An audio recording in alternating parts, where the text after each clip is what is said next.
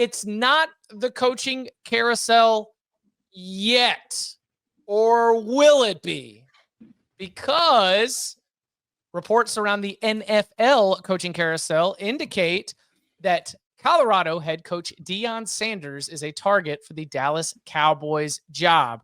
Deion has discussed taking the call, said how much he respects Jerry Jones and what an honor is, but how much he loves it in Boulder. Danny, you obviously, as one of our top NFL analysts on CBS Sports HQ and the like, and obviously here as one of our top college football voices as well. The Deion Cowboys flirtation is right in Danny's wheelhouse.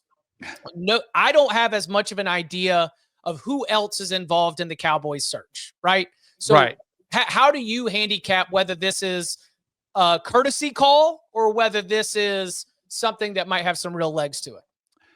Oh, I think this has legs. And I've always kind of, going back probably a year and a half ago when Deion was at Colorado and it was starting hot, his name was out there, I thought this was one of the places that made sense. Jerry Jones, his story. You talk to any guys that play for him, like he likes his guys, right? He takes care of his guys. He likes people that he knows and hiring people that he knows. And he also likes big names, like brands. He likes the splashy hires. Look at the coaches he's brought in there. Going all the way back to Jimmy Johnson when he was at Miami, had that thing rolling. He brought him in. Bill Parcells. Like the list goes on and on. This would fit right in that mold. And then from Deion, still, I think Jerry is genuinely interested in it. I think he definitely is calling to kick the tires, to check in with Deion and see if he would consider doing it. I think Deion's first question is, well, who's my quarterback going to be? And can I bring my son? Like, can I get Shedeur? Can we figure that out? I think that's very much at the front of his mind. And what's the likelihood with losing Travis Hunter or losing Shedeur Sanders that you can maintain the success at Colorado that you just had this year, or you could parlay this 1 year of success into a bigger job in the biggest sport in the planet? So I think it's absolutely real. I think Jerry's probably weighing this now and considering mulling an offer and seeing what else is out there. I also believe that he's probably kicking the tires on Bill Belichick, like it seems everybody else is. So I think it's absolutely real. And I do, I think it's 50-50, Wow. which is pretty high percentage. Like, I don't think it's done. I don't think it's no chance. I think it's 50-50 that it could happen. I really don't know how to handicap like Danny just did there with 50-50. I think a lot of us for a long time thought Deion was not going to be long-term at Colorado. Certainly he could. Like, he's saying the right thing still. And obviously, of course, you're going to take the call from the Cowboys for coaching Colorado. Like, there are not a whole lot of jobs in college from which you wouldn't leave for Dallas. So the Cowboys, obviously pretty good job in the NFL. Could he bring Shedeur? Like, is Dallas going to be in position to be able to pick Shedeur? Some people have proposed the hypothetical draft trades, trade Dak Prescott to the Titans. You get in return the number 1 overall pick. I don't know if the Titans are going to sign, and like 2 other picks as well.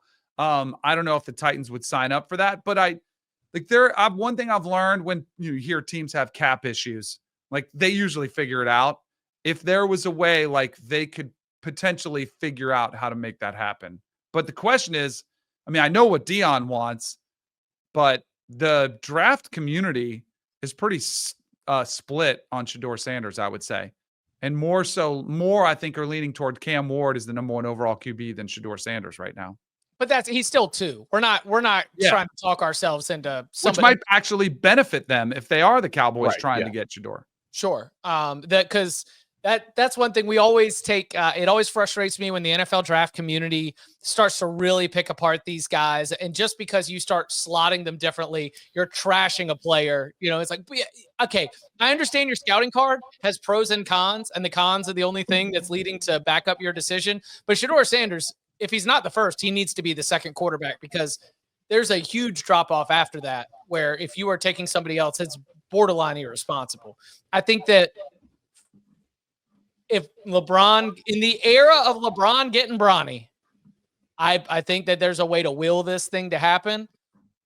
What I don't know is whether, if Deion Sanders is 50-50 for the Dallas Cowboys, then Deion Sanders might be the next head coach of the Dallas Cowboys. I would just think that you've just got so many other qualified candidates that are in the mix there that would create a different hiring environment. So is Is Jerry that kind of owner that he's just going to go out there and just bring in Deion and everything that came with him? Because I think Deion Sanders is perfect for college football. And that's not just being selfish, because the way that he is trying to, sell himself. I mean, I saw, obviously, cameras around everything that Colorado football does. Did y'all see his first team meeting? He was talking This about year.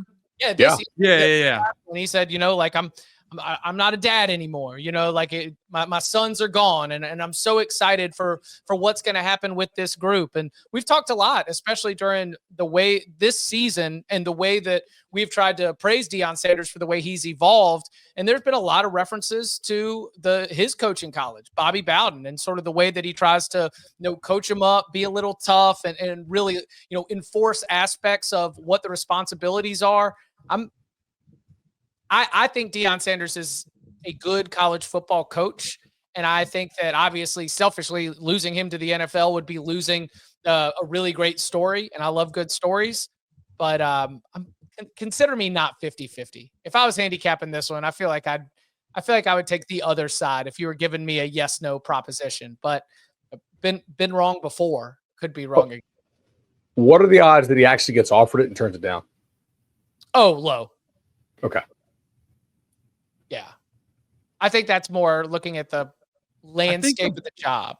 I think the books that are out there that I've seen had Kellen Moore as the favorite, who's the Philadelphia Eagles offensive coordinator, and had time with Dak when Dak, I think led the league in yards. He's the favorite, and then Deion is the second favorite. So like I do think if he offers it, he would take it. The other thing is Dak Prescott, and that's maybe why Kellen Moore is thought to be brought back, because I think he's a guy who thinks he can win. But I do think, and I even saw Troy Aikman say this on the playoff game, like, I don't know if Dallas is this desirable destination that people think it is. One, because Jerry Jones calls all the shots, and it's going to be his way, and there's no other GM. I know his son is there, but he's calling the shots, and that Dak Prescott and his contract are there. Like, so maybe it's not as attractive as we think, where Kellen Moore, maybe he comes back and that's the done deal. But if he doesn't take it, the list of guys that might go there is pretty short. So then it's like Deion's.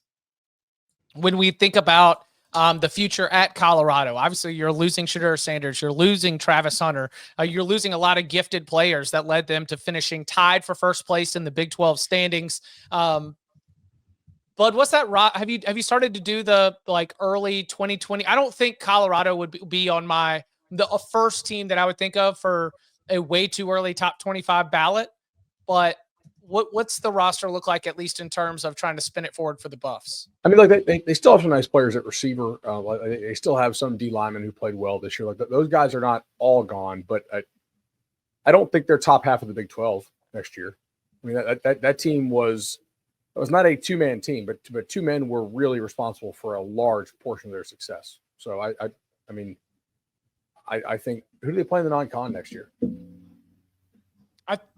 2025 schedule. Now, to be fair, I don't know if they're a top half of the Big 12. Based on everything we know about the Big 12, the difference between 3rd and 12th is minuscule. Yeah. Georgia Tech, Delaware, and Wyoming is their non-con. That's 2-1. Or 3-0. I mean, whoa. Right. Don't talk about college football playoff dark horse Georgia Tech like that. Dark horse for this upcoming year? Yes. Okay. Yeah, like they have to play Utah. Yeah, they're at Utah, they're at TCU, they're at Kansas State, they're at the Mountaineers, they're at Houston, which should be improved. Host Iowa State, host BYU, host Arizona State, host Arizona. Who do they miss? They miss Texas Tech, they miss Baylor, they miss Kansas. Well, if they miss Sawyer Robertson, then obviously they're going to be like clear. Yeah. That's facts. Yeah, I'd say like probably somewhere in the 40s. Yeah. But a bowl team like that. And that's something that's changed, right? I think that would be a good goal. Is to make a bowl again. Yeah. All right. Did you guys see one of the tie-ins I had for Deion to Dallas? Like, do you see who their defensive coordinator is in Dallas? Right, it's Mike Zimmer. Now. Did he play for Mike Zimmer?